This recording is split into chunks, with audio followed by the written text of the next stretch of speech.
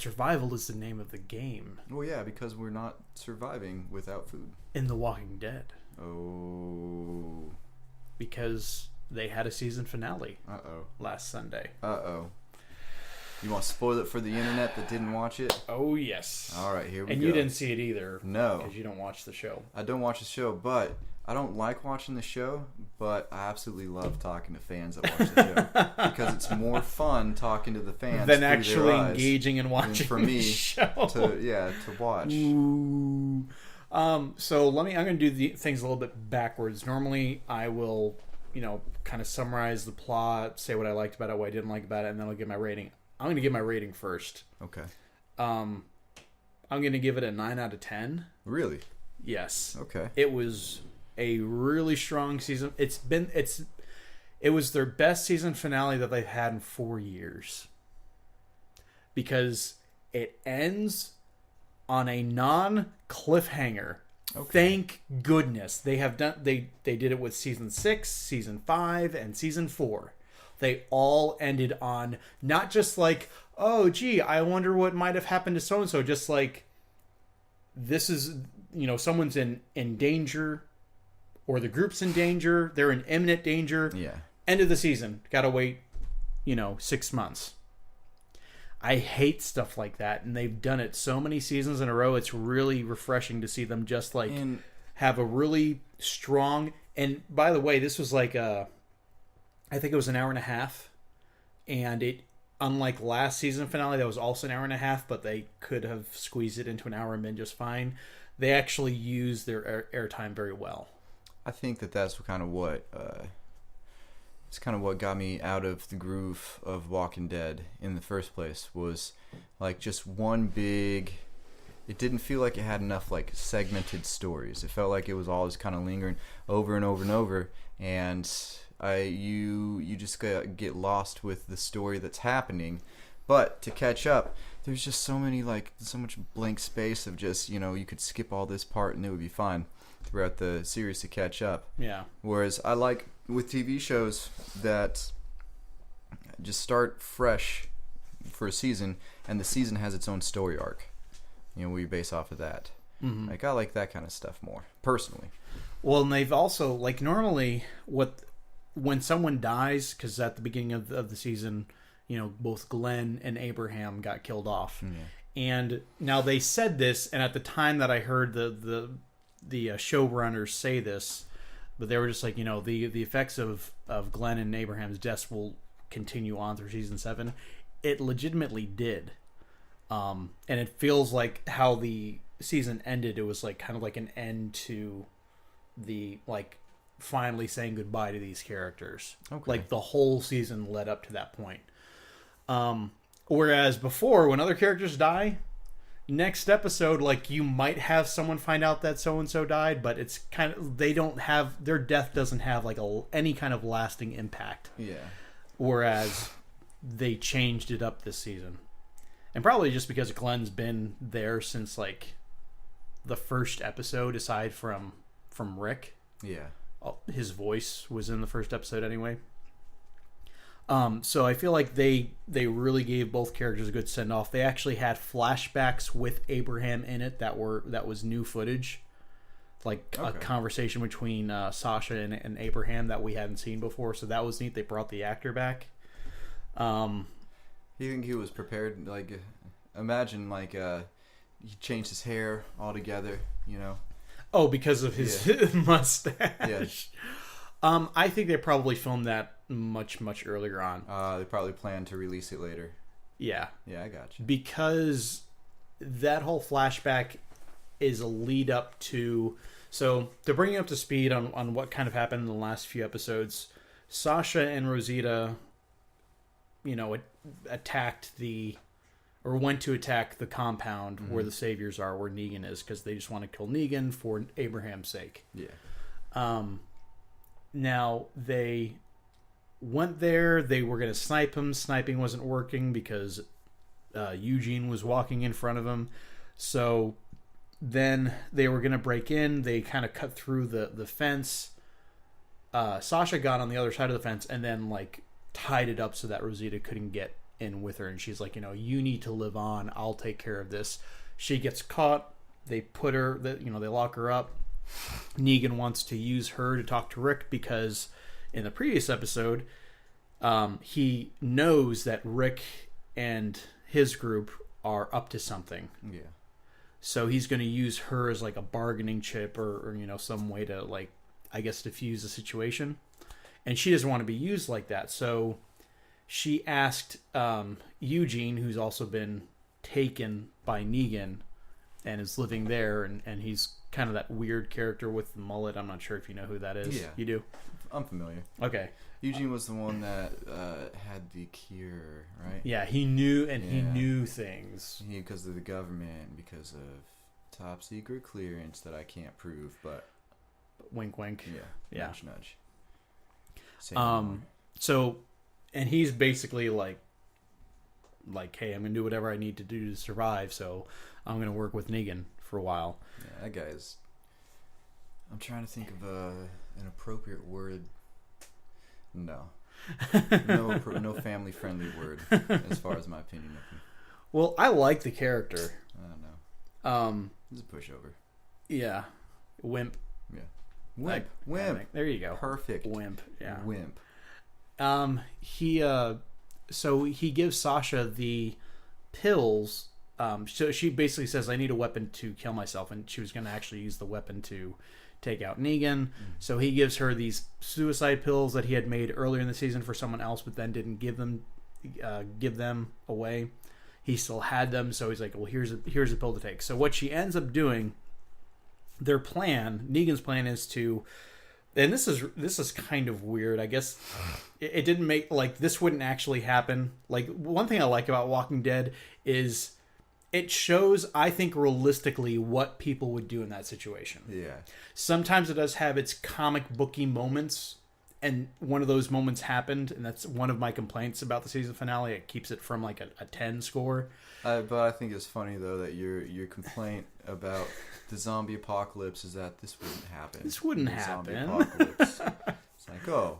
Well, once you accept the premise of the zombie apocalypse, like things that would happen and which would not happen. I get where you're going with it. It's just still fun to hear. So they put her in a coffin and put her on the back of a truck, and then to, like, I guess maybe demoralize Rick's group, they confront Rick's group, and Rick's group has the junkers, like the garbage people that they went to make a deal with. I think I told you about that episode. You were here for that review, where Rick fell into like a trash thing, and there was like this thing with like a bunch of spikes, a walker with like all these spikes on it. Yeah. That's when he first went to like become allies with them. So the rest of the season they've been getting guns for them, and now they're there in Alexandria to help fight off the Saviors. So Negan's group rolls up, and he says that and they tried to blow them up. Like, Rick basically had like explosives set out, and they were all de-armed, or you know what I'm saying. Yeah.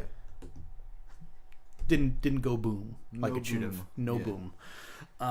Me no boom. And Negan's talking to me. He's just like, it's like, you tried to blow us up, didn't you? I guess you don't like Eugene anymore, but do you still like Sasha? So they get this coffin, and he props it up, and he says that basically saying we'll give her back if you call this off, but someone has to die, and he's saying, like, Rick, you get to choose who's going to die, kind of like how the season started with Glenn getting killed and Abraham getting killed. So he opens up the coffin to show Rick that Sasha's fine. She's a walker because she took the pill, the pills to kill herself and attack Negan. Like, that was going to be her chance to kill him. She doesn't, but it was still it was a pretty good plan, and it was cool. Like, everyone, it kind of just clicked in everyone's mind, like, oh, she took that pill and she's going to be dead by the time she opens it up. I got it. Yeah, that's clever. That's a good way. It was pretty clever. Also, the reason why Rick's group couldn't attack is those junk people. This is a twist no one saw. The junk people were working for Negan the whole time. And they turned on everyone. Eventually, like, this big firefight happens. One thing that was... I might have to change my rating because now I'm thinking about it. I'm like, you know what? There were some other issues with the episode. Michonne got her butt handed to her by one person. Michonne, I gotta say, like like her face got messed up, like swollen, and like got her face like smashed into the ground. It was just ridiculous how much trouble this one person was giving her. the only reason why I ever watched the show is because of Michonne. I've got a schoolboy crush on her. Well, She this is super awesome. this was not one of her shining moments. Let's just say. Then it's a lie. She spent the whole season finale fighting one other, and I'll say this because I think it's like, you know, men and women have physical differences as far as like strength. Yeah. So I could see Michonne being able to take on any other woman and probably quite a few men. Mm-hmm. If she were up against like a strong guy, like one of the main characters, like a really beefy guy, I could see her having trouble. Maybe fisticuffs. But she's just having trouble with this one junker woman. Does she have her sword? No, but she had a rifle with her. They both had rifles. They were both on even footing. I still think Michonne would have cleaned up. I think Michonne could take on pretty much anybody. Pretty much. Speed outweighs strength every time. So it's stuff like that that was just kind of like, okay, this honestly wouldn't happen realistically. And we have a guest appearance. We do have a guest appearance. Hello, Internet or whoever.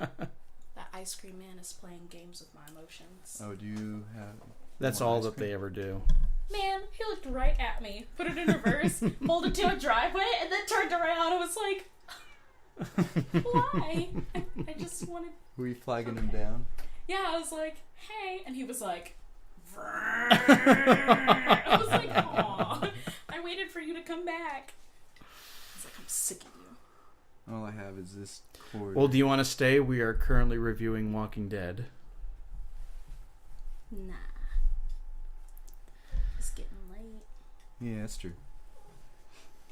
Finish your review. It is getting late. We will finish it. Do you have a safety pin? Not sure that I do. I don't know where it would be.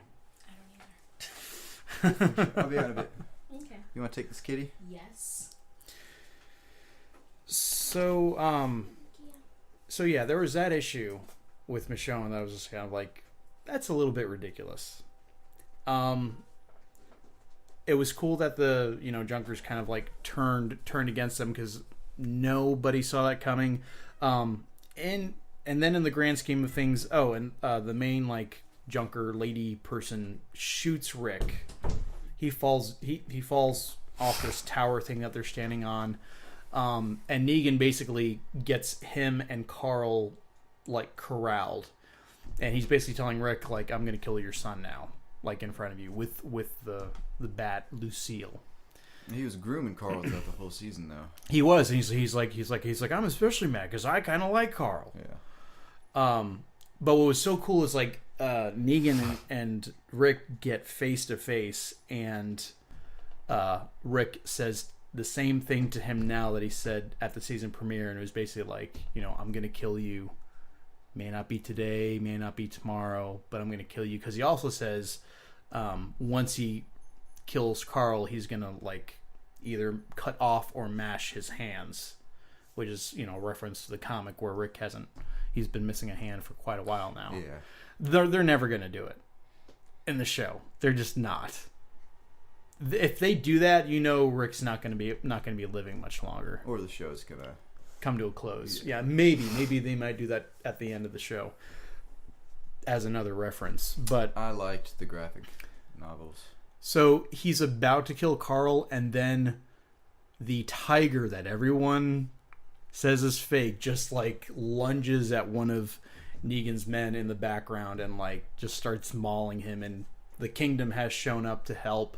The Hilltop, Maggie comes with the Hilltop people, with Jesus in tow.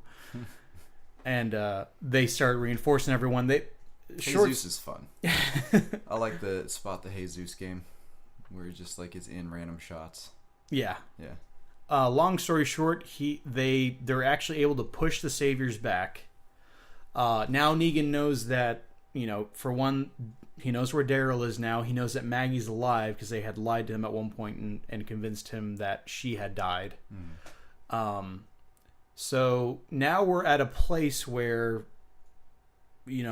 everyone is in open conflict with the Savior. So season 8 is going to be probably even better than season 7. I think season 7 was pretty strong with a couple of stinker episodes here and there. Okay. I might have to reevaluate how I feel. But what's your final verdict? For the whole season? Yeah. Out of 7.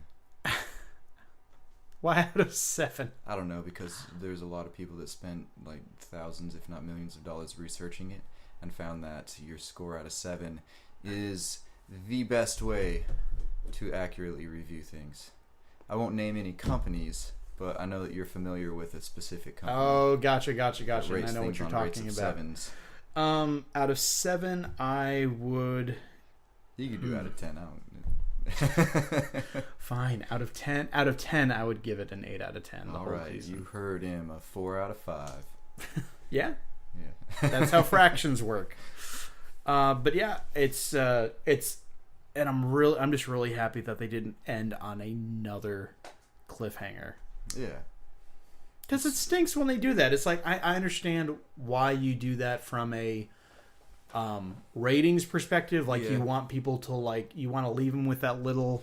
Well, you also was it the first episode that you did the reaction video? Yes. That was huge as far as the response that you got for that. Yeah, that's true. So I mean, and we wouldn't have done that without that cliffhanger. Yeah. So you absolutely hate those ratings. But I mean, I'm in agreement with you. Like I like my stories less to be like, what's going to happen next, and more to be a conclusion of that story arc. And it sounds like they're leading up to an awesome war that's going to happen for this next season. Yeah. Instead of just like the whole Negan thing, to me, it was like the Governor all over again. See, I don't really think the Governor compares to him. The Governor only became like really I'm just going to annihilate your group, period. Yeah. He only became that way once he met Rick. Yeah. But it seems like he had a journey to go to go there. Negan already knows like what he wants. Yeah. It's just, and he's a lot scarier. But it just feels, and I'm not saying that they're like identical, as far as that's concerned, but it's like we just got a new group with a new leader, and then once this one's done, who's going to be the next group? And what is their leader going to be? Because it seems like to be a trope that they're following. Well, I mean, if they follow the comics, Negan's going to be here for a while. Okay. It's not going to be like a season and a half like it was with the Governor. Okay. And I can't say that they did that with the Governor too. Like season 3, we're going to end it with this big battle at the prison. Governor's still going to be around after it. Don't worry though. He's going to stick around a little bit in the first half of season 4, and we're going to kill him in the season 4 mid-season finale. It's just like the Governor. He's a major character. Why would you kill him off in a mid-season finale? He also was. He in the comics. He looked like he was like he had been like a roadie for Slayer.